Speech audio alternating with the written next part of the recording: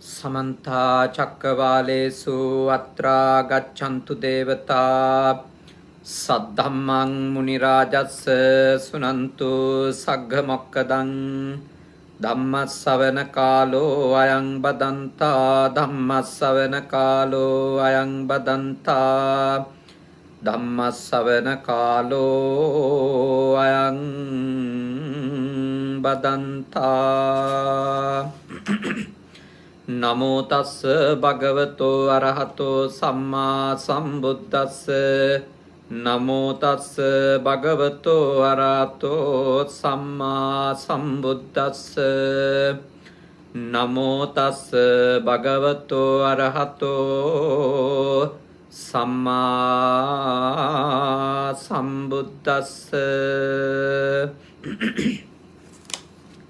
කාරුණික ශ්‍රද්ධාකාමී පින්වතුනි අද සවස් යාමයේ අපේ පින්වත් පිරිස හැම කෙනෙක්ම සූදානම් වෙන්නේ තථාගත ලෞතර බුදුරජාණන් වහන්සේ දේශනා කරපු උතුම් ධර්මය ඊටාම ගෞරවයෙන් යුක්තව ශ්‍රවණය කරන්නට අද මේ උතුම් සද්ධර්ම දේශනාව සිද්ධ කරන්නේ නවසීලන්තයේ අපේ ලක්කිවි පදනමෙහි පින්වත් සදහවත් දායක පිරිස අරමුණු කරගෙන ඒ පින්වතුන් සෑම මාසකම ආර්ය නිකේතනය පවත්වාගෙන යාම සඳහා සෑම මාසකම තමන් ගොඩක් දුක් මහන්සි වෙලා හරි හම්බ කරන ධනය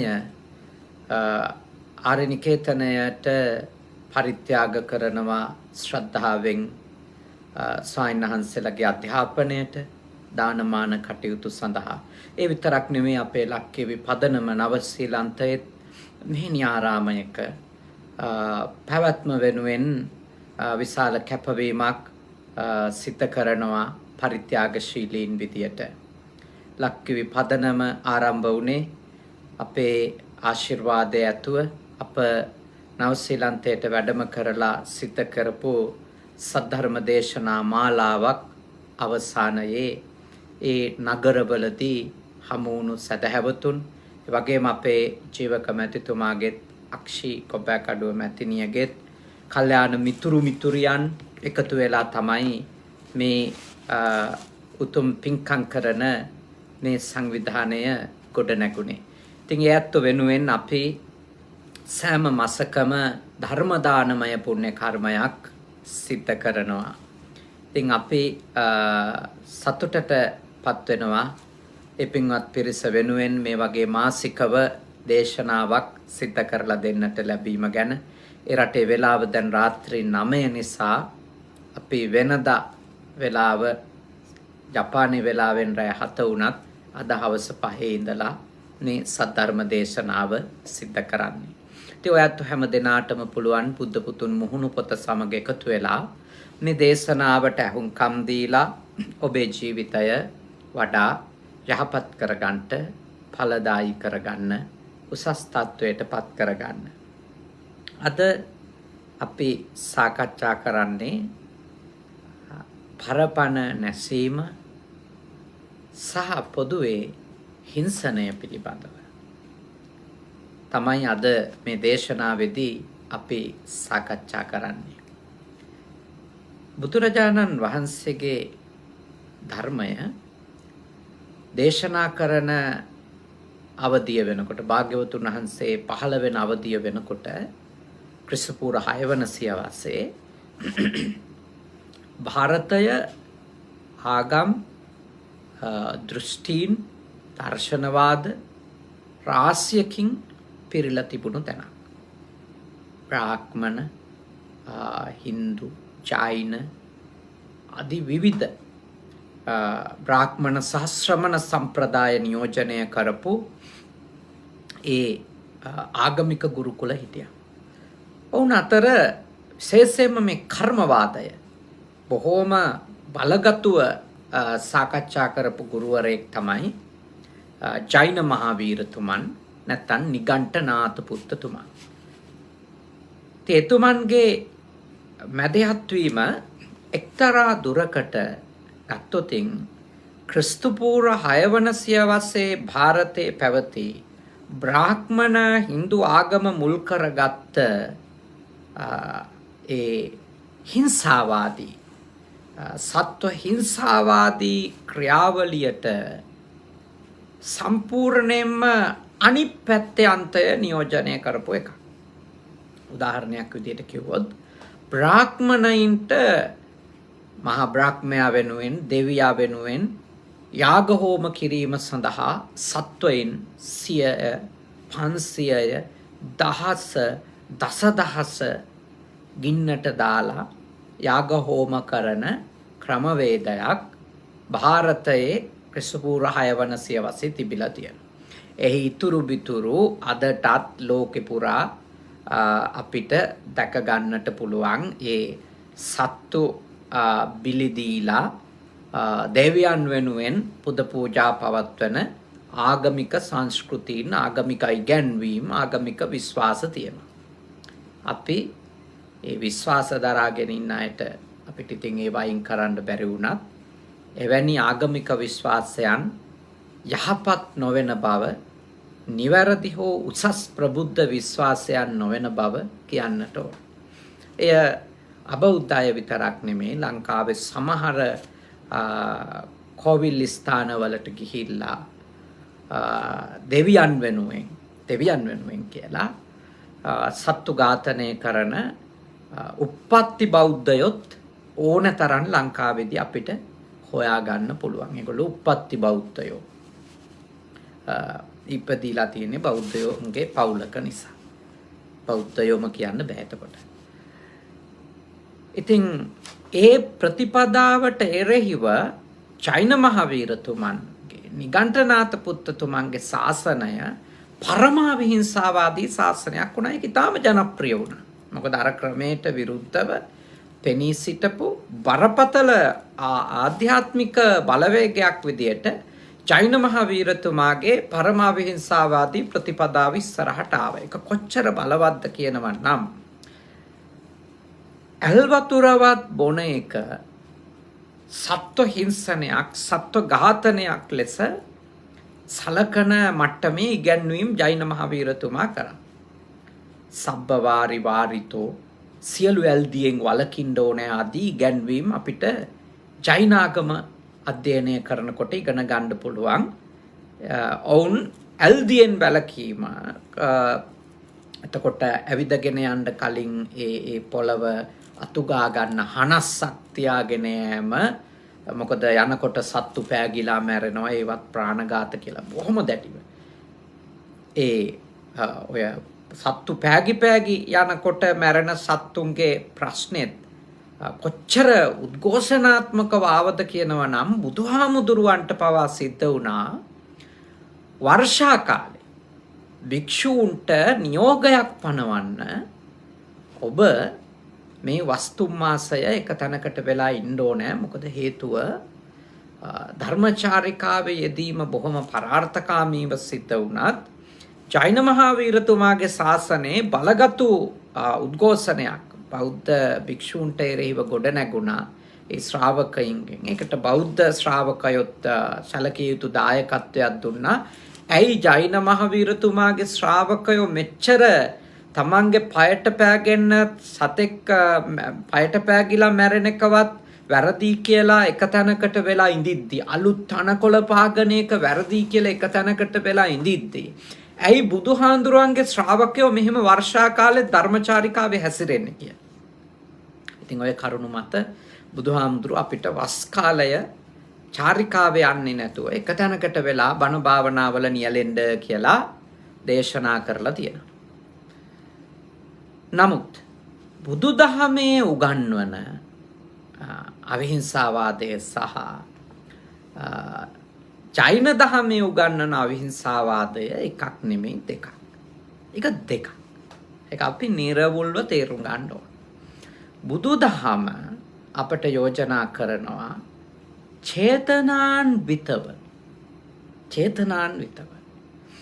කිසිම සතෙක් ඝාතනය කිරීම කරවීම කිසිම සතෙකුට හිංසා කිරීම කරවීම චේතනාන්විතව ඊටාම භයානක අකුසලයක් ලෙස මට මුණ ගැහුණා අංගුත්තර නිකායේ කර්මපත වග්ගයනේ. අංගුත්තර නිකායේ කර්මපත වග්ගයේ පාණාතිපාත සූත්‍රය. පාණාතිපාත සූත්‍රයේ භාග්‍යවතුන් වහන්සේ දේශනා කරනවා මහණෙනි සතර කරුණකින් සමන්වාගත වූයේ ගෙනවුත් බහා තැබුවේ යම්සේද එපරිදි නිරයෙහි වේ. කිව්වේ ගෙනල්ලා තියුවා වගේ කෙනෙක් කරුණු හතරකින් යුක්තයි නම් නිරයේ උපදිනවා. හරියට කොයි වගේද? තැනක තිබිච්ච දෙයක් තව තැනකට ගෙනල්ලා තියුවා වගේ මේ භවය නිමා වෙන්නේ නිරයෙන් කියලා දේශනා කළා. ඒ කරුණු හතර උන්වහන්සේ පෙන්වලා දෙනවා. මොකක්ද ඒ කරුණු කියලා? තෙමෙත් පණිවා කරන්නේ වෙයි. ඒකවේ තමනුත් ප්‍රාණඝාත කරනවා. තෙමෙත් පණිවා කරන්නේ වෙයි. තමනුත් ප්‍රාණඝාත කරනවා. අත්තනාච පාණාතිපාති හෝති. පරංච පාණාතිපාතේ සමාදපේති. තමනුත් ප්‍රාණඝාත කරන ගමන් අන් අයත් ප්‍රාණඝාත කරන්න යොදවනවා. තමනුත් පරපණ නසන ගමන් අනුනුත් පරපණ නසවන්න යොදවන අය ඉන්නවා. ඊළඟට තමන් අන් අයව විශේෂයෙන්ම ප්‍රාණඝාතයෙහි සමාදන් කරවීමනේ. ප්‍රාණඝාතයෙහි සමාදන් කරවීම සිද්ධ කරනවා. ඒකවේ අනිත් අයට ඒ පිළිබඳව ಗುಣ කියනවා. වර්ණනා කරනවා. අනිත් අය ප්‍රාණඝාත කරන එක අගය කරනවා. අන්න එවැනි කරුණු වලින් යුක්ත, එවැනි හැසිරීම් වලින් යුක්ත කෙනෙක් ඉන්නව නම් නේ, ඒ කියන්නේ ඒ පුද්ගලයාගේ මරණය සිදු වූ වහාම බුදුහාඳුරුවන්ගේ දේශනාවට අනුව ඒ පුද්ගලයා ගෙනහිල්ලා තිව්වා වගේ නිරයේ උපදිනවා කියලා. ඒ හින්දා බුදුදහම පරපණ නැසීම නැසවීම නේ. පරපණ නැසීම නැසවීම. ඒ වගේම අනෙක් අතින් ගත්තම ප්‍රාණඝාතයෙහි නේ, ප්‍රාණඝාතයේ යෙදෙන එක අනුමත කිරීම සහ ප්‍රාණඝාතයේ ආනිසංස කියන්නේ වටිනකම කිය ඒ අයව ඒ දේවල් වලට තව තවත් පෙළඹවීම කියන කරුණු වලින් යුක්තයි නම් එවැනි කෙනෙකු බුදුදහමට අනුව එයා නිරය උපදින කෙනෙක් මරණින් මත්තේ.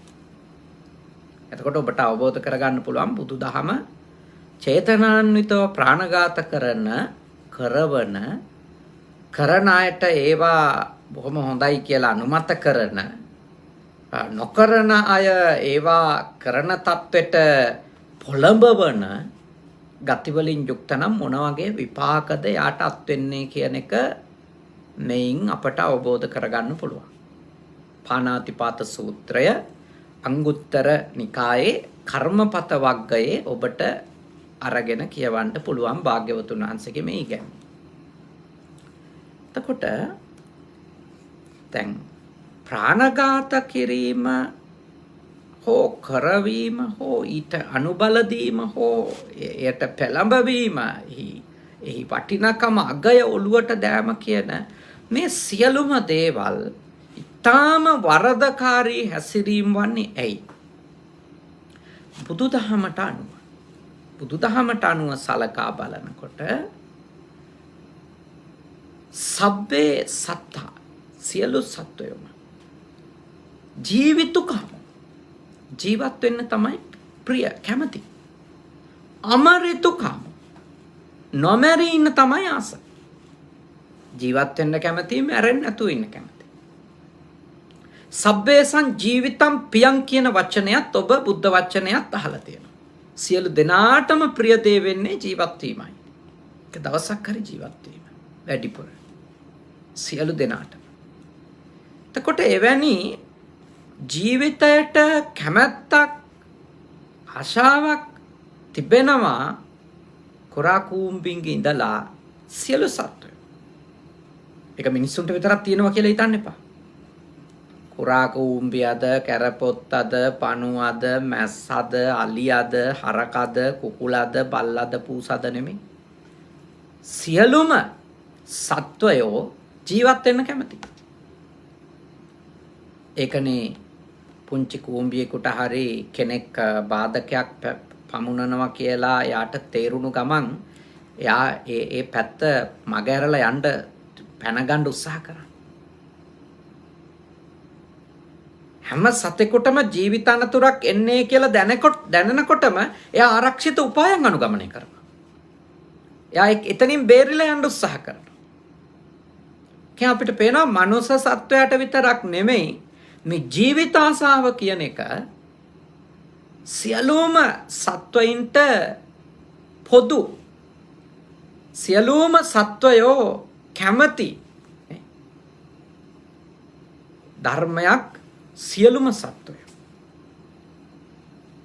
එතකොට ඔබ අවබෝධ කරගන්න ඕන තමන් වගේම අනෙක් සත්වයෝ තව එක තප්පරයක් හරි ලැබිච්ච ජීවිතේ ජීවත් වෙන්න කැමති.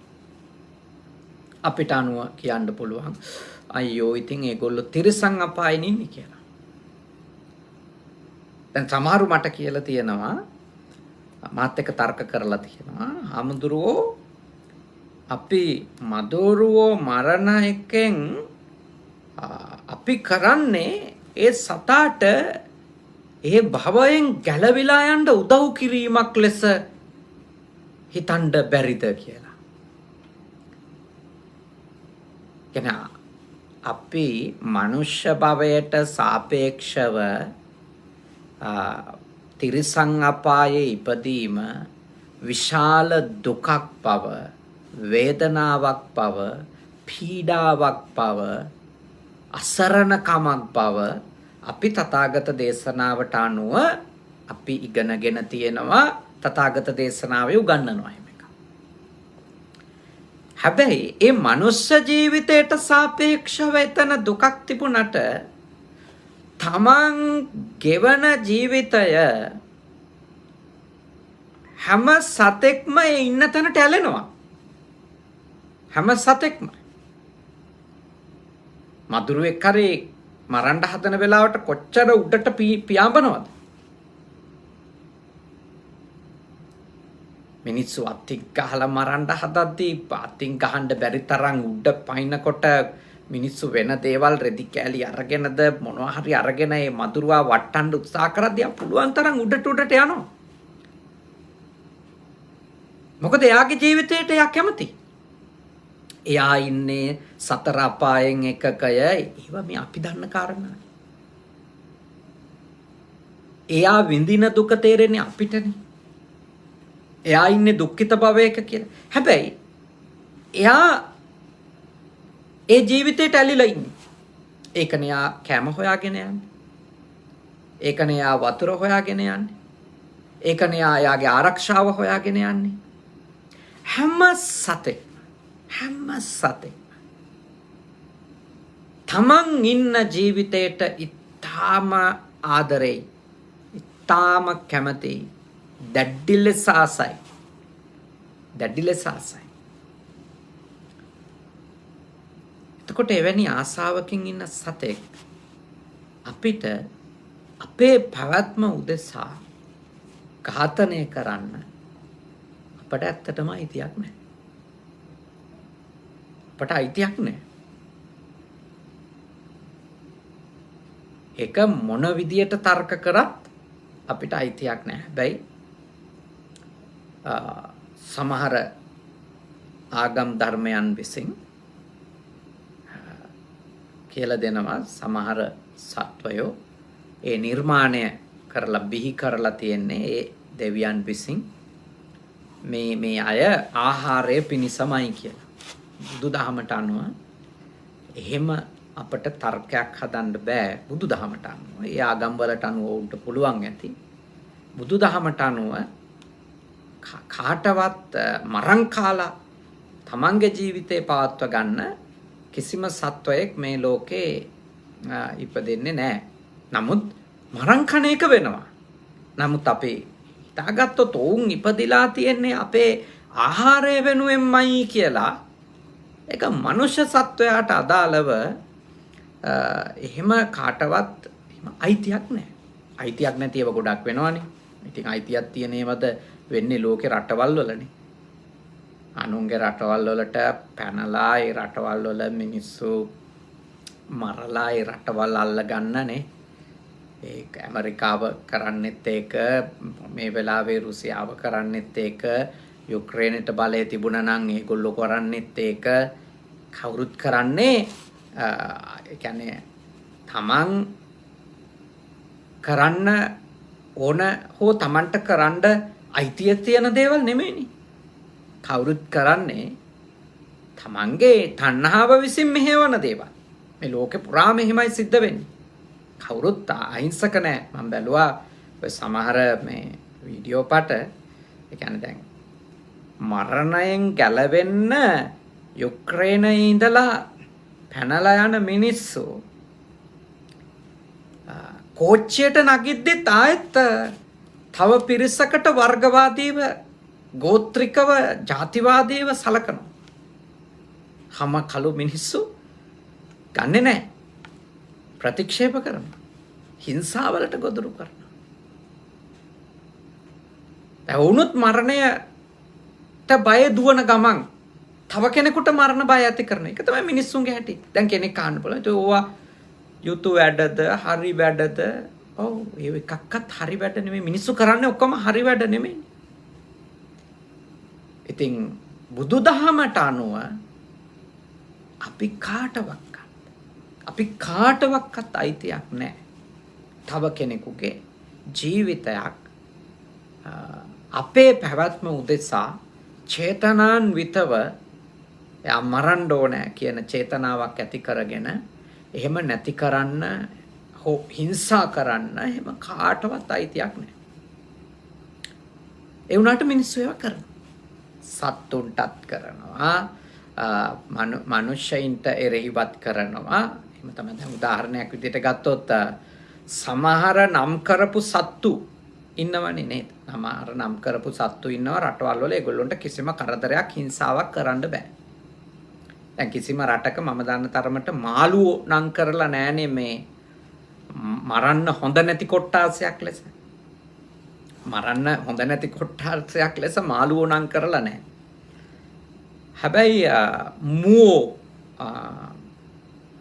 මේ රටෙත් එහෙම නම් කරපු සත්තු ඉන්නවා. එහෙම මරන්න බෑ. පල්ලෝ පූසෝ කොහෙත්ම බෑ. ඊළඟට ලොකු ඔය මේ එකක් තියෙනවා අලි ඝාතනය කිරීම, අලින්ට හිංසා කිරීම. හැබැයි සමහර වෙලාවට ඒ සමහර සත්වයින්ගේ හෝ මනුෂ්‍යයින්ගේ හෝ ජීවිත අයිතිය තහවුරු කරන්න සිද්ධ කරන තාම ඉහළ ගණයේ අයිතිවාසිකම් පිළිබඳව සාකච්ඡාවක් නිමා වෙන්න පුළුවන් සමහර සත්වයෝ මරපු භෝජන සංග්‍රහයක. ඒක තමයි මේ ලෝකේ ස්වභාවය. يعني මිනිස්සු පොදුවේ සත්වයින්ට හිංසා කිරීම නොකළ යුතුයි කියන එක තේරුම් ගන්නවට වඩා මිනිස්සු Tamanට කරදරයක් නැහැ කියලා හිතන, Tamanට උදව් කරනවා කියලා හිතන සත්වයින්ට හිංසා නොකර ඉඳීම තමයි ගොඩක් වෙලාවට උත්කර්ෂයට ඇවිල්ලා තියෙන්නේ. ඒකනේ ලංකාවෙත් හරියට මේ අලින්ට හිංසා කිරීම නවත්තන්න, බල්ලන්ට සහ පූසන්ට හිංසා කිරීම නවත්තන්න ලොකු උනන්දුවක් තියෙනවා නේ. හොඳ දෙයක් ඒක. ඒ සත්තුන්ට හිංසා කිරීම නවත්තන්න මිනිස්සුන්ගේ තියෙන උද්‍යෝගය උනන්දුව ඊටාම හොඳ එකක්. අපි ඒක අගය කරන්න ඕනේ. හැබැයි ඒ මට්ටමට මීයන්ට හිංසා කිරීම නවත්තන්න උනන්දුවක් මිනිස්සුන්ගේ නැහැ. ඒ ගම්වල ඉන්න ආච්චි අම්මලා ඉන්නවා. ඒගොල්ලෝන්ගේ ගෙවල් වල හදන මේ පූසෝ ලේනෙක් ඇල්ලුවොත් එහෙම. ලේනෙක් ඇල්ලුවොත් එදාට පූසට කන්න දෙන්නේ නැති තරම් තරහ ගන්නවා පූස ගැන. එතකොට ඒගොල්ලෝ කියනවා පව්කාරයා මේ අහිංසක ලේන්නු අල්ලනවා පව්කාරයා දෙන්න හොඳ නැහැ කණ්ඩ කියලා එමු ඉන්නවා. හැබැයි කුස්සියේ කරදරකාරීව ඉඳපු මීයක් අල්ලපු දවසට එදාට ඒ පූසට කරෝල හදලා හෝ මාළු හදලා විශේෂ කෑම වේලක් දෙනවා. මොකද එයා එහෙම මේ වරදකාරී නරක පූසෙක් නෙමෙයි. එතකොට ඊටාම මේ හොඳ පූසෙක් බවට එයාපත් වෙනවා ඉතින්. එතකොට ඔබ අවබෝධ කරගන්න මේ ඒගොල්ලෝට එක වෙලාවක පහළ වෙනෝනේ සත්ව හිංසනය හරි නරකයි වගේ එක. එක වෙලාවක එහෙම සිතුවිල්ලක් පහළ වෙනෝනේ. සත්ව හිංසනය කොච්චර නරකයිද? ඒ සත්තුන්ට ඇයි එහෙම හිංසා කරන්නේ වගේ සිතුවිල්ලක් නේ ඒ ඇත්තටම මේ ඇවිල්ලා ඒ කතා කරන්නේ. නමුත් යථාර්ථය මොකක්ද?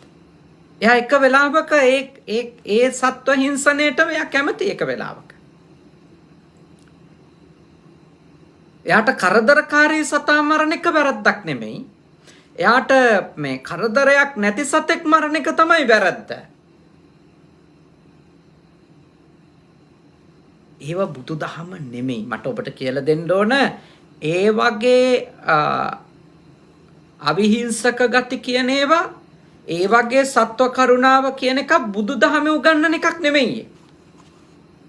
බුදුදහමේ උගන්වන්නේ සබ්බේ සත්තා භවන්තු සුඛිතත්තා සියලුම සත්වයෝ සුවපත් වෙත්වා. ඒක තමයි සබ්බේ සත්තා භවන්තු සුඛිතත්තා කියන එක. සියලුම සත්වයෝ සුවපත් වෙත්වා. ඒක තිරිසන් අපායික සත්වයාටත් අදාළයි මනුෂ්‍ය සත්වයාටත් අදාළයි. මොකද සමහර අය ඉන්නවා තිරිසන් අපායික සත්වයින්ට කිසිම හිංසාවක් කරන්න කැමති නැහැ. හරි ආදරේ. හරි ආදරේ. ඇත්තටම තාම ඉහළ ආදරයක් දක්වන අය ඉන්නවා. හැබැයි ඒගොල්ලෝ මනුෂ්‍ය සත්වයාට දරුණු හිංසා කරනවා. එතකොට මේ දෙක කොහොමද ගලප්ප ගන්නෙ? එතකොට එතන දෙබිඩි බවක් තියෙනවා. එතන දෙබිඩි බවක් තියෙනවා. ඔබගේ අවිහිංසක බව ඔබ පවත්වා ගත යුත්තේ සියලු සත්වයෝ කෙරෙහි. කිසිම සත්වයකට හිංසාවක් නොකිරීම තමයි ඔබගේ ප්‍රතිපදාව බවට අද මේ මොහොතේ කරගන්න බැරි වෙන්න පුළුවන්. නමුත් ඔබ වීරියෙන් පත්විය යුත්තේ කිසිම සතෙකුට හිංසා නොකරන තැනට. කිසිම සතෙකුට. එයා මනුෂ්‍ය සත්වයෙක් වෙන්න පුළුවන්. එයා තිරිසන් අපායේ ඉපදිච්ච කූඹියගේ ඉඳලා හස්තිය දක්වා සත්වයෙක් වෙන්න පුළුවන්. කිසිම සත්වයෙකුට හිංසා කරන්න හෝ කරවන්න අපිට අයිතියක් නැහැ. අපි කොටක් ආදරෙන් බල්ලන්ට පූසන්ට කන්න දෙන ගමන් කයනුයි වචනෙනුයි සිතුවිලි වලිනුයි තමන්ගේ අදහස් වලිනුයි මනුෂ්‍ය සත්වයින්ට හිංසා කරනවා නම් දරුවන්ට ස්ත්‍රීන්ට හිංසා කරනවා නම් එතකොට එයා ඇත්තටම කරන්නේ එයාට රැවටීමක් නේ. ඇත්තටම එයා යාට රැවටිලා ඉන්නේ. මොකද එයා හිතනවා මම ගොඩාක් හොඳ අවිහිංසා ගති තියෙන කෙනෙක්. ඒ හින්දා මම සත්තුන්ට හිංසා කරන්නේ. සත්ත්‍ය කියන වචනේ පොදු වචනයක්. සත්තා කියන වචනේ පොදු වචනයක්. එතකොට ප්‍රාණය සහිත සියලු දෙනා. එතන ඇහැට පේන වෙන්න පුළුවන්, ඇහැට නොපෙනෙන වෙන්න පුළුවන්, දිට්ඨාවා ඒව අද්දිට්ඨානේ. සියලුම සත්වයෝනේ. සියලුම සත්වයෝ එතන. එතන මිනිස්සුයෝ ඉන්නවා, කකුල් දෙකේ සත්තු ඉන්නවා, කකුල් හතරේ සත්වයෝ ඉන්නවා, බඩගාගෙන යන සත්වයෝ ඉන්නවා. දීඝාවා දිග සත්තු ඉන්නවා, මහන්තාවා. මේ විදියට විවිධ සත්වයෝ, සත්තා කිව්වම විවිධ සත්වයෝ. මං ඔබට යෝජනා කරනවා ඒ සියලු සත්වයින්ට කරුණාවන්ත කෙනෙක් වෙන්න. මම දන්න මං ඒ සායනහන්සට අගෞරවයක් වෙන නිසා කදාකත් නම හෝ උන්වහන්සේගේ පන්සල කියන්නේ.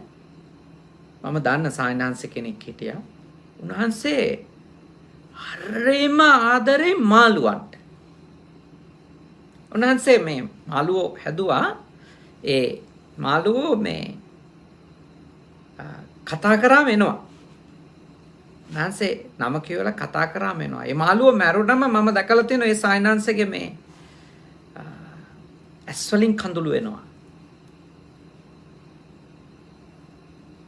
හැබැයි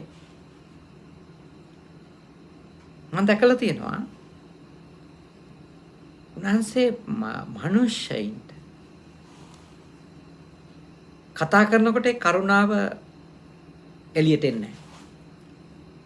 හරි තරහෙන් කතා කරන වෙලාවල්. හරි ද්වේෂෙන් බැනඬ ගහන වෙලාවල් මම දැකලා තියෙනවා. ඉතින් මට හැමදාම ඒක දකින්නකොට ප්‍රශ්නයක් තියෙනවා, මොකක්ද මේක? මාළුවට මේ පණ යන්න ආදරේ. ඒත් මිනිසෙකුට ආදරේ නැහැ. එතකොට කරුණාව කියන්නේ එහෙම එක පිරිසකට අයිති වෙන දෙයක්ද? කෙනෙකුගේ හිතේ පහළ වෙන කරුණාව කියන්නේ බෞද්ධයෙක් එහෙම පටු වෙන්න බෑ කියන එක මේ තථාගත දේශනාව හොඳට ඉගෙන ගන්නකොට මට අවබෝධ වුණු දෙයක්. බෞද්ධයෙකුගේ කරුණාව කියන එක ඒක තාම පුළුල් පරාශ්‍රයක්. ඒකේ මූණු බැලීම් නැහැ. ඒකේ මූණු බැලීම් නැහැ. සමහර මිනිස්සෙකුට බඩගින්න ඉන්නවා කියලා කිව්වට කන්න දෙන්න කැමති නැහැ. හැබැයි සත්තුන්ට කැම දෙනවා. මම කියන්නේ එක නාමත්තණ්ඩ ඔගොල්ලෝ මිනිස්සුන්ට දෙන්න නැත්තම් සත්තුන්ටත් දෙන්න එපා. නෑ. මිනිස්සුන්ට නම් ඉල්ලන්න හරි පුළුවන්. සත්තුන්ට ඉල්ලන්නවත් බෑනේ. ඒ නිසා සත්තුන්ට කැම දෙන්න. අනිවාර්යයෙන්. කන්න දෙන්න අවසර තියෙන තැනක නම් කැම දෙන්න. ඒ ගැන කිසි ප්‍රශ්නයක් නැහැ. නමුත් මට ඔබට කියන්න ඕන දේ ඔබගේ මෙතන ඇති වෙන ඒ දයාව, ඒ අනුකම්පාව පුළුල් දැක්මක් සහිත එකක් බවට පත් කරගන්න. ඒක පටු වුණොත් අපි මේ හාම් කිරිල්ල, හිංසනය, පීඩනය, නැත්තම් දුක් දීම කියන එක අපි මේ බොහොම පටු සීමාවක සාකච්ඡා කරන්න හෝ පුහුණු වෙන්න හොඳ නැහැ. එතකොට අපි ඕනම වෙලාවක හිංසකෙක් වෙන්න පුළුවන්. ඒකයි මම මේ ඔබට කියන්නේ මේක. අපි අර තාම පටු සීමාවක ඒක පුහුණු වෙනකොට මම පූසොන්ට හිංසා කරනවට විරුද්ධයි, මම බල්ලන්ට හිංසා කරනවට විරුද්ධයි, මං හරක්ට හිංසා කරනවට විරුද්ධයි. ඔහොම නම් කරලා ඒ හිංසනයට විරුද්ධ වුණාම ඒක තියෙන වැරද්ද තමයි අපි අර සතා නොවන සෙසු සියලු ඕනම සත්වයකට එරෙහිව අපේ ද්වේෂය එළියට එන්න දීලා බලා ඉන්න පුළුවන් හෝ පොළඹවන්න පුළුවන්. එතකොට අර සතත් එක්ක තියෙන පුද්ගලික සම්බන්ධයක්. ඒක සැබෑ අවිහිංසාවාදී ගුණ තියෙන කෙනෙක්ගේ ගති ලක්ෂණයක් නෙමෙයි. සැබෑ අවිහිංසාවාදී ගුණ තියෙන කෙනෙක් උත්සාහ කරන්නේ ඒ සතාට දෙයක් කරලා දීම වගේම තමන්ගේ ගාව තියෙන අයහපත් මනෝභාවයක් වෙනස් කර ගැනීම. ඇත්තටම අපි ප්‍රාණඝාතයෙන් වැළකීම තුල අපි පුහුණු වෙන්නේ අපි ගාව තියෙන ඊටාම අයහපත් මනෝභාවයක් වන අපගේ පැවැත්ම වෙනුවෙන් අන් සත්වයා මරන්න හරි ඕන කියන උග්‍ර ආත්මාර්ථකාමී චෛතසිකයෙන් අපි අපිව නිදහස් කර ගැනීමක් තමයි ඇත්තටම වෙන්නේ. ප්‍රාණඝාතයෙන් වළකිනකොට වෙන්නේ ඒක. එතකොට අපි ඒක පොදු චෛතසිකයක් විදියටයි දියුණු කරන්න ඕන. ඒක අර සතා, මේ සතා, මනුෂ්‍ය සතා, තිරිසන් සතා ආදී වශයෙන් නෙමෙයිනේ. එහෙම නෙමෙයි. අපි බලන්න ඕන දේ තමයි මම මේ පුහුණු කරන දේ. මම මේ පුහුණු කරන දේ සියලු සත්වයින්ට පොදු කරගන්න. කිසිම සතෙක්ගේ ජීවිතය දැනුවත්ව නැති කරන කෙනෙක් වෙන්න එපා. හැබැයි එතකොට කෙනෙකුට එන්න පුළුවන් ප්‍රශ්න තමයි මගුල් දැල් කඩනකොට මොකද වෙන්නේ කියලා. බුදුහාමුදුරුවෝ අපිට එහෙම මේ මකුළු දැල් කඩන එක අකුසලයක් ලෙස, පවක් ලෙස එහෙම දේශනා කරලා නැහැ. එහෙම දේශනා කළා නැහැ බුදුදහමේ කොහෙවත්. මොකද ඔය එක්ස්ට්‍රීම් ගියපු අය ඉන්නවා නේ. මම සත්ව හිංසනය කරන්නේ මකුළුවෝ ඉන්න ඉතින් ගෙදර යාලා අමාරුවෙන් හදාගත්තේ කියලා. ඒගොල්ලෝ මකුළු දැල් කඩන්නේ නැතුව ඉන්න හිතුවොත් ඒක බුදුදහමේ එහෙම එකක් කියලා නැහැ. බුදුදහමේ යෝජනා කරන්නේ ඔබ සත්වයව මරන්න එපා. එයා ඔබේ ගේ ඇතුලේ තියාගන්න බෑනේ මකුළුවෝ. එතකොට ඔබට ගේ අතු ගන්න නැතුව ඉන්න බෑ. මකුළු දැල් බැඳිලා තියෙද්දි ඔබට ගේ ඇතුලේ ඉන්න බෑ. එතකොට ඔබේ පැවැත්මට හානි වෙනවා.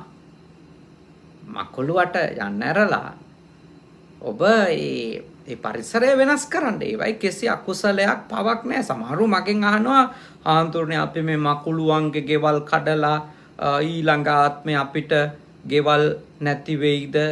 ඉතින් ඕවා මේ බුදුදහමට අනුව ඕවා අකුසල් පව් නෙමෙයි. එහෙම බුදුහාමුදුරු කියලා නෑ. බුදුහාමුදුරු මකුළු දැල් කඩන ක්‍රමෙත් කියලා දීලා තියෙනවා. පහළ ඉඳලා උඩට කඩන්න එපා, උඩ ඉඳලා පහළට කඩන්න කියලා. බුදුහාමුදුරුවෝ ඊටාම ප්‍රායෝගික උතුම් ශාස්ත්‍රවරයෙක්. උන්වහන්සේ ජෛන මහවීරතුමා නෙමෙයි. බුදුහාමුදුරුවන්ගෙන් ජෛන මහවීරතුමාව හොයන්න ලේස්ති වෙන්න එපා. මොකද බුදුහාමුදුරුවෝ පහළ වෙන්න ඕනේ නෑනේ ජෛන මහවීරතුමාගේ දේශනාව හරිනම්. ඒ නිසා බුදුහාමුදුරුවන් කියපු දේ නම් පුහුණු වෙන්නේ ඒක පුහුණු වෙන්න. බුදුහාමුදුරුවන්ගේ ශ්‍රාවකයෙක් විදියට ඉඳගෙන ජෛන මහවීරතුමාගේ දේවල් ක්‍රියාත්මක කරන්න පටන් ගත්තොත් එහෙම ලොකු අර්බුදයකට යනවා. ඒක කරන්න බෑ. යථාර්ථයක් විදියට කරන්න බෑ. අපිට පුළුවන් එකම දෙයයිනේ. චේතනාන්විතව අපි කිසිම සතෙක් මරන්න නැතුව ඉන්න එක විතරයි. තමන්ගේ ගෙදරට කූඹි එනවා නම් ඒ කූඹි එන්නේ තමන් කූඹිට ආහාර එතන සම්පාදනය කරොත් නේ. එතකොට ඒ සත්තු මරන්න නෙමෙයි ඕනේ. ඒ සත්තුන්ට එන්න බැරි වෙන්න පරිසරය හදන එක. හෝ ආවට වැඩක් නැති වෙන්න නේ. එතකොට ඒගොල්ලෝ වෙන කොහෙන් හරි කෑම හොයාගන්න. ආවට පස්සේ ඔක්කොම මේ රොතු පිටින් මරලා දාන එක හරිම මේ හිරකිත සහ හරි අප්‍රසන්න අත්දැකීමක් වෙනවානේ. සාල ද්වේෂයකින් තරහකින් කරන්න ඕනේ දෙයක් ඒක. ඔබ බුද්ධිමත්ව මේ දේවල් කළමනාකරණය කරගන්න. කිසිම සතෙකුට හිංසා කරන්න, කායික හිංසා කරන්න, මරන්න අපිට අයිතියක් නැහැ. ඒක ලෝකයේ ඉතින් දියුණුවයි සම්මත රටවල අපි දකිනවා අඳුනාගත්තු නම් කරපු සත්තු ප්‍රමාණයකට එහෙම කිසිම හිංසාවක් ඒගොල්ලෝ කරන්නේ නැහැ. ඒකත් ලොකු දෙයක් කියලා කියන්න පුළුවන්. හැබැයි ඒක බුදුදහමේ ක්‍රමය නෙමෙයි. බුදුදහමට අනුව චේතනාන්විතව කිසිම සතෙකුට දේවල් කරන්න බෑ. සහ ඉතින් ඔය ටිකක් හොඳටම දැන් ඔය විෂය ඉස්සරහට ආපු නිසා සත්ව හිංසනය සම්බන්ධවත් පොලිටිකල් කරෙක්ට්නස් තමයි ගොඩක් තියෙන්නේ දැන්. ඒවත් අපි දකිනවානේ. ඒ කියන්නේ ඒවට අදාළව ඒ අඳුනාගත්තු සත්තුන්ගේ රයිට්ස් වෙනුවෙන් ගොඩාක් දේවල් ලෝකේ හදලා තියෙනවා. ඒවා පටුයි කියලා මට කියන්න ඕන. ඒවා මේ අර මනුෂ්‍යයෝ සහ ඒගොල්ලොන්ට සමීප කියන තැන ඉඳලා හදාගත්තුවා තමයි ගොඩක් ඒවා. ගොඩක් ඒවා. හැම එකම නෙමෙයි ගොඩක් ඒවා. තමන් කැමති අයට මුකුත් වෙන්න දෙන්න බෑ කියන තැන ඉඳලා. එහෙම ප්‍රතිපත්ති හැදීම නෙමෙයි ලෝකෙ විය යුත්තේ. කිසිම සත්වයක ඝාතනය කරන්න කාටවත් අයිතියක් නැති බව අවබෝධ කරගන්න. චේතනාන්විතව. එකයි අපි තේරුම් ගත යුත්තේ. හැබැයි සමහර නීති රීති එහෙම හදපු නිසා තමයි සමහර සත්වයෝන්ගේ ජීවිතේ රැකිලා තියෙන. ඒ නිසා මම මේ හදපු නීති රීති වලට කිසිම විරෝධයක් නැහැ. දැන් අපේ රටවල් වලදී බල්ලෝ පූසෝ ගොඩාක් හිංසනයට ලක් වෙනවනේ නේ. ගොඩාක් හිංසනයට ලක් වෙනවා. මොකද ඒ නීති රීති නැති නිසා. දැන් මේවයි මේ රටවල් වල බල්ලෝ පූසෝ හදන අයට වගකීමක් තියෙනවානේ. මා දකිනවා ඒ බල්ලෝ පූසෝ හදන අය ඒගොල්ලෝ පාරේ අරන් යනවා නම් අරගෙන යන විදියක් තියෙනවා. ඒගොල්ලොන්ගේ මල මුත්‍රා අයින් කරන එකේ වගකීම පවා තියෙනවා. මොකද ඒ ගෙවල් වල හදන බල්ලන්ට පූසන්ට පොතක් තියෙනවා. නමක් අම්මා කෙනෙක් තාත්තා කෙනෙක් එයා දරුවෙක් විදියට එතන ගෙදර සමාජිකයෙක් විදියට පිළිගත්තොත් තමයි හදන්න පුළුවන්. හොඳ දේවල්. එහෙම හදනවා නම් ඒ විදියට තමයි හදන්න ඕන. දැන් අපේ ප්‍රශ්නය වන්නේ අපේ රටවල් ඇතුලේ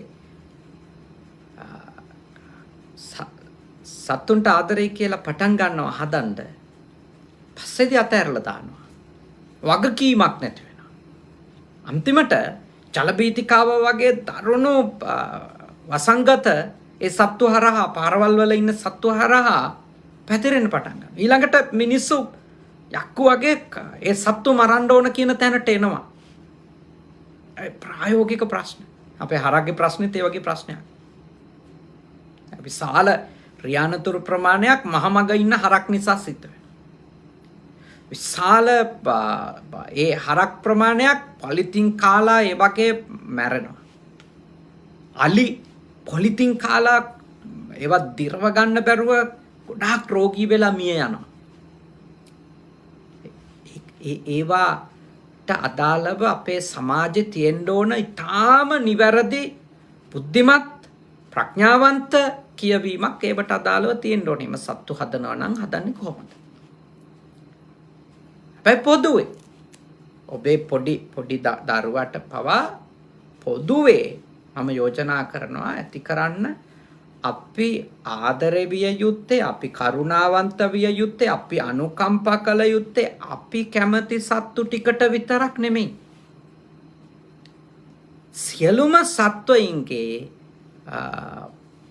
ඒ ජීවිතයට අපි ගරු කරන්න ඕන. යාගේ ජීවිත ආසාවට අපි ගරු කරන්න ඕන. යාගේ ජීවිත පැවැත්මට අපි එරෙහි නොවෙන්න ඕන. පොළු මුගුරු වලින් ගහන එක ඒව නොකළ යුතු දේවල්. ඒවා එවැනි හිංසාවල විපාක එනවා. සමහර තෙල් වර්ග වලින් සත්තුන්ගේ ඇඟට දානවනේ, තෙල් වර්ග දානවනේ, පෙට්‍රල් දාන අය ඉන්නවා.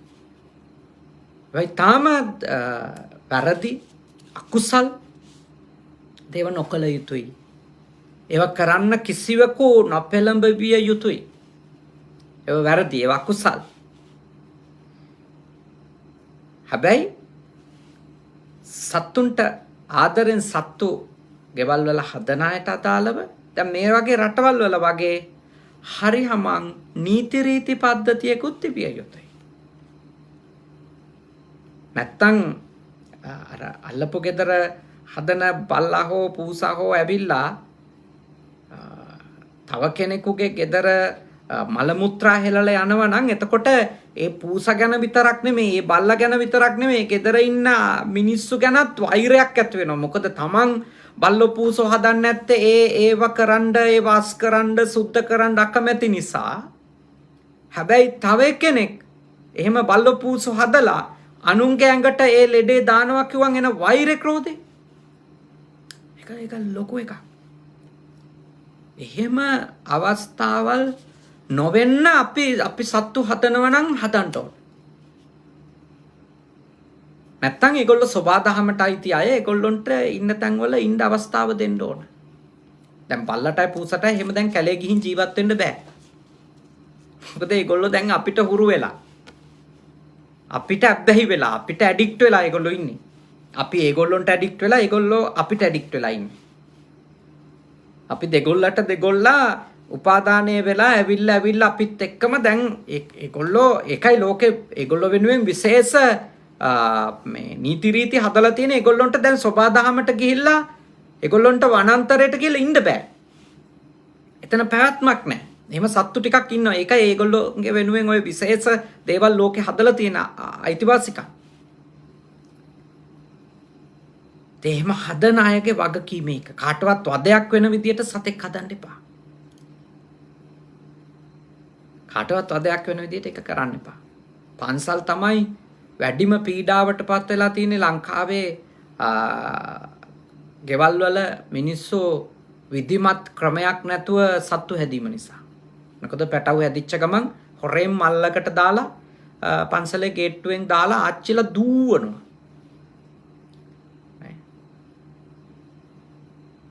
ඉතින් ඒවා ඊටාම මේ පහත් තුට්ටු දෙකේ වැඩ.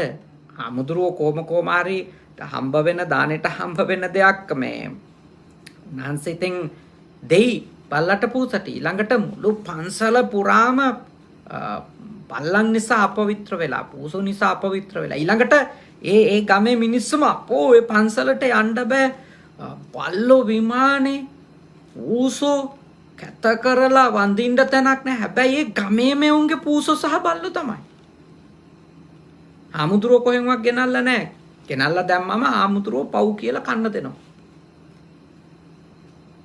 ඒවා කරන්න හොඳ නැහැ. ඒකයි අපේ වගේ රටවල් වල ඒ තියෙන වැරද්ද නිවැරදි විය යුතුයි.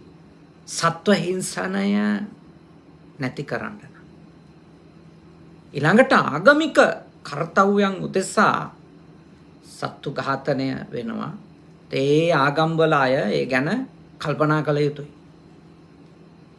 ඒ ගැන කල්පනා කළ යුතුයි. අපි මේකට අපේ ශ්‍රාවකයෝ, අපේ අනුගාමිකයෝ පෙළඹවිය යුතුද? අපි මේ කරන දේ හරිද කියන එක ගැන තාම ගැඹුරු අවධානයක් යොමු කළ යුතුයි. ඒ පිරිස් විසින් කියන එක මතක තියාගන්න ඕන. ඒ ආගම්වල අය. ඊළඟට බෞද්ධයින්ට මම යෝජනා කරනවා කවදාවත් තමන්ට අපල කියලා, තමන්ට උපද්‍රව කියලා අර කෝවිලේ කපු මහත්තයා කිව්වා, අර දේවාලේ කපු මහත්තයා කිව්වා කියලා සතෙක් මරන්න නම් යන්න එපා. සතෙක් මරන්න නම් යන්න එපා. ඒවට කපු මහත්තයාටයි කාට හරි කියන අයටයි ඔක්කොටම විපාක හම්බ වෙනවා. සත්තුන්ගේ බෙල්ල කපලා තමන්ගේ ජීවිතේ හොයනවා නම් දෙයයන්ට කියලා එතකොට ඒ වගේ එකක් බාරගෙන ඒ වගේ එකක් අනුගමන අනුමත කරන දෙයියෝ කොයි જાතියේ දෙයියෙක්ද කියලා හිතන්න ඕන. සතෙක් මරන්න කියලා පොළඹවන. මරලා මට මේ ලේ පූජාව දුන්නොත් තමයි මම නුඹව බලාගන්නේ කියලා කියන දෙයියෝ ගැන විශාල ප්‍රශ්නයක් තියෙනවා එතකොට. එහෙනම් බුද්ධිමත්. ඒවා අපේ බෞද්ධයෝ මොන හේතුවක් නිසාවත් නොකල යුතු දේවල්. අනිත් අයට ඉතින් අපිට කියන්න දෙයක් නැහැ. ඒගොල්ලෝ දැනගන්න ඕනේ ඒගොල්ලොන්ගේ ආගමට. අපේ බෞද්ධයෝ ඒවට නොයා යුතුයි. මොකද ඒක අපේ ශාස්ත්‍රවරයා අනුමත කරපු දෙයක් නෙමෙයි. අපේ ශාස්ත්‍රවරයා කිසිසේත්ම එවැනි හිංසාකාරී පහත් ක්‍රියා අනුමත කරන්නේ නැහැ. ඒ කියන්නේ ඔබ තාම බුද්ධිමත් වෙන්න ඕන. චෝටි කාලේ ඉඳලම කිසිම සතෙකුට ගහන්න දෙන්න එපා දරුවෙකුට. මට මතකයි පොඩි කාලේ අපි පොඩි කාලේ කලාතුරකින් අපේ ගෙවල් වලට මාළු ගේනවනේ. ඒ මාළු කපන වෙලාවට තාත්තා හෝ අම්මා ඒක කරන්නේ එතකොට ඒගොල්ලෝ අපිව කොටුවක් කරන් පන්නලා දානවා. මාළු කපන තැන ඉන්න දෙන්නේ නැහැ. මං හිතනවා ඒගොල්ලෝ මැරිච්ච මාළුවෙක් තමයි ඒ කපන්නේ. ඒගොල්ලෝ මරන් ඇවිල්ලත් නෙමෙයි කඩෙන් අරන් ඇවිල්ලා ඒක හරි අර කපන එක ළමයෙක් බලන් ඉන්න එක ළමයෙක්ට එක දකින්න සලස්සන එක අයහපත් දර්ශනයක් ලෙස මං හිතන්නේ අපේ පැරණි වැඩිහිටියෝ හිතුවා. ඒකයි අපිව එලවල දාන්නේ. එන්න එපා ඔය බලන් ඉන්න කියලා. ඒ අත්දැකීම ඇති සමහර විට පොඩි කාලේ ඔබෙත්. මොකද ළමයෙක්ගේ මනසේ මොන ක්‍රමයකින් හරි හිංසාකාරී සිතුවිලි ඇති කරන එක නරක දෙයක්. හැබැයි ඉතින් බල්ලන්ට පූසන්ට පැලෙන්න ආදරය කරලා නෝනට හිංසා කරනවා නම් හෝ මහත්තයාට හිංසා කරනවා නම් ඒ ගෙදර හැදෙන ළමයාට ලොකුම බලපෑම වෙන්නේ ඒක බව මතක තියාගන්න ඕන. ලොකුම බලපෑම වෙන්නේ ඒක. මොකද හේතුව එයා ඉගෙන ගන්නවා දුබලයට ඒ කියන්නේ කායිකව හෝ ආර්ථිකයෙන් හෝ මොකකින් හරි දුබලයට හිංසා කරන එක ප්‍රබලයට තියෙන අයිතියක් කියලා. ඒ හැඟීම ළමයෙකුගේ ඔළුවට දාන එක හරි අපරාධයක් ළමයෙකුට කරන. විශාල වැරද්දක් දරුවෙකුට කරන. ඒ නිසා ඒව කරන්න එපා කිසිම සත්වයෙකු ගැන. එවැනි හිංසාකාරී සිතුවිලි එවැනි පීඩාකාරී සිතුවිලි ඒව කරන එක හොඳයි කියන සිතුවිලි ළමයෙකුගේ හිතේ ඇති කරවන්න එපා. හැමතිස්සෙම දරුවෙකුට කියලා දෙන්න අපේ බුදුහාඳුරන්ගේ ධර්මයට අනුව සියලුම සත්වයන්ට කරුණාවන්ත විය යුතුයි. මෛත්‍රී කළ යුතුයි.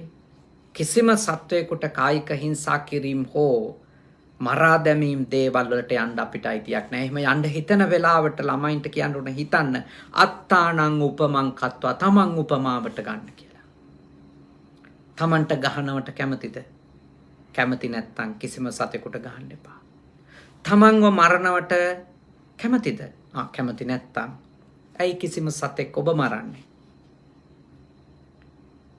අත්තානං උපමං කତ୍වා ළමයින්ට ලොකු න්‍යායමල් කියලා දෙන්න දෙයක් නැහැ. කියලා දෙන්න ඕන. ඔයාට ගහනවට අකමැති නම් ඔයා ගහන්නත් එපා. ඔයාව කවුරු හරි කෙනෙක් මරනවට අකමැති නම් ඔයා කිසිම සතෙක් මරන්න එපා.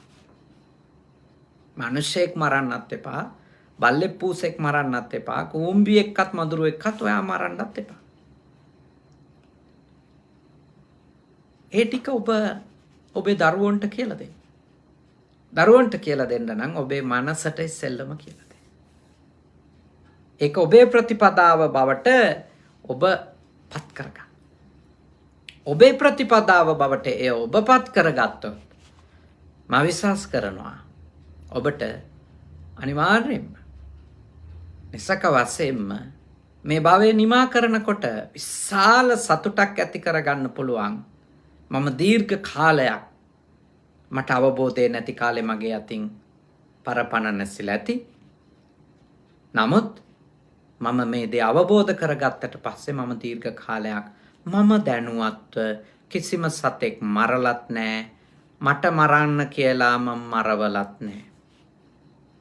මරණ එකට මං හොඳයි කියලා අනුමත කරලත් නැහැ. මරන්න කියලා අනුශාසනා කිරීම ආදී මඟ පෙන්වීම කරලත් නැහැ. මට ඒක වැරදි බව තේරිච්ච දාපටන් මම නිවැරදි.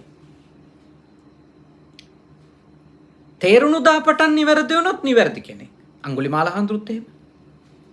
එයාට ඒක වැරද්දක් කියලා නොතේරුණු කාලේ එයා 999ක් මැරුවා. හැබැයි එක දවසක යාට ශාස්ත්‍රූවරයා මුණ ගැහුණා. තථාගතයන් වහන්සේ. උන්වහන්සේ කියලා දුන්නා ඔබ ඔය කරන දේ වැරදි.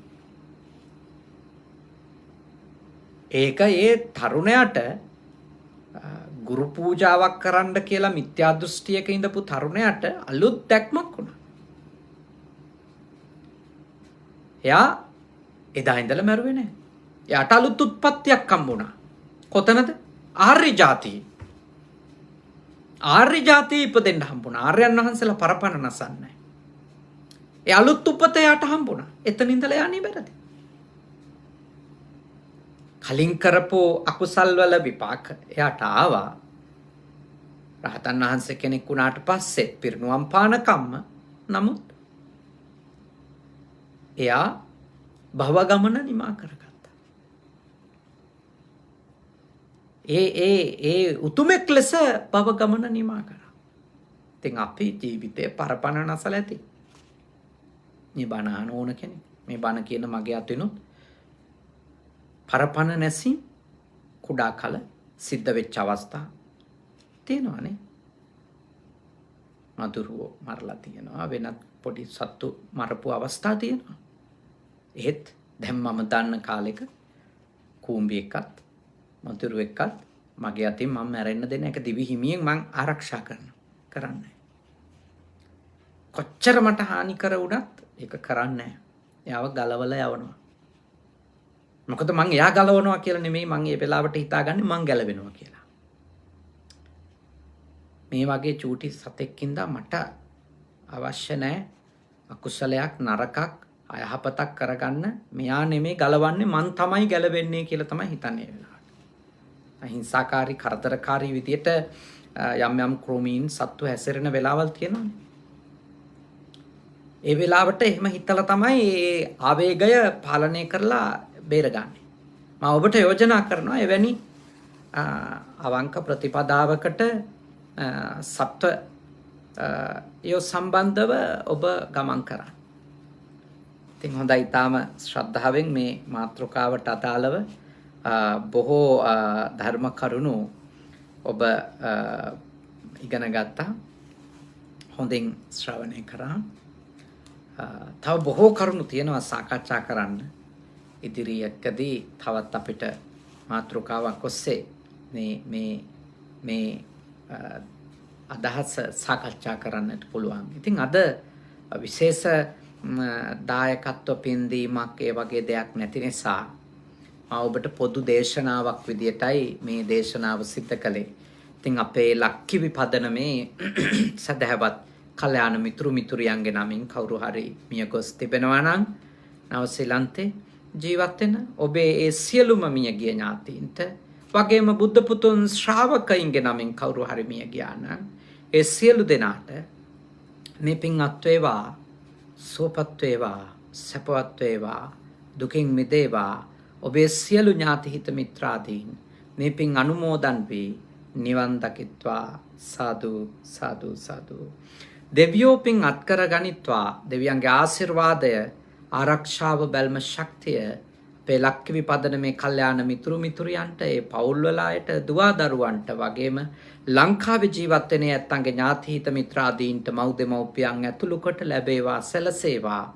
බණහපු බුද්ධ පුතුන් ශ්‍රාවකයින්ට වගේම කනගවා සුගත සෙනසුන ෆුජි සුගත සේනාසනය ඒ වගේම කංසායි සේනාසනයේ ආධිපත්‍ය හොබවන අපේ සහෝදර පූජනීය හුරුළුනික වැවේ සුධම්ම සායනහන්සේට අපේ සහෝදර සේනාසනාධිකාරී අම්පිටියේ සදාවාස සායනහන්සේ ඇතුළු බණ දේශනාවට සජීවීව සම්බන්ධ වුණු උතුම් මහා සංඝ රත්නයටත් බණහපු ඔබටත් සියලු දෙවියන්ගේ ආශිර්වාදයෙන් යහපත සෙත ශාන්තිය උදා වේවා. සියලු දෙවියෝ ඔබව ආරක්ෂා කරත්වා. උතුම් දෙවිවරුද නිවන් දකිත්වා. සාදු සාදු සාදු. අවසාන වශයෙන් ඔබ අප හැම දෙනාට දෙවි දේවතාවුන්ට මියගිය සියලුම ඥාතීන්ට මේ පින් කුසල් පාරමී ධර්ම වේවා. මේ භවය පුරාම අපිට සත්පුරුෂ ඇසුර ලැබේවා. කල්‍යාණ මිත්‍ර ඇසුර ලැබේවා. සද්ධර්මයම ඇසේවා. උතුම් ධර්මානුධර්ම ප්‍රතිපත්ති පූර්ණේ කරගෙන ඉක්මන් භවයකදී නිවන් දකින්නට මේ පින් කුසල් පාරමී වේවා. සාදු සාදු සාදු. ආකාසට්ටා ච බුම්මට්ටා දේවා නාග මහිත්‍තිකා පුඤ්ඤන්තං අනුමෝදිත්වා චිරන් රැක්කන්තු ශාසනං. ආකාසට්ටා ච බුම්මට්ටා දේවා නාග මහිත්‍තිකා පුඤ්ඤන්තං අනුමෝදිත්වා චිරන් රැක්කන්තු දේශනං. ආකාසට්ටා ච බුම්මට්ටා දේවා නාග මහිත්‍තිකා පුඤ්ඤන්තං අනුමෝදිත්වා චිරං රක්කන්තු මම් පරන්ති තී. ඔබ හැමදෙනාම නිදුක් වෙත්වා නිරෝගී වෙත්වා සුවපත් වෙත්වා. සාදු සාදු සාදු.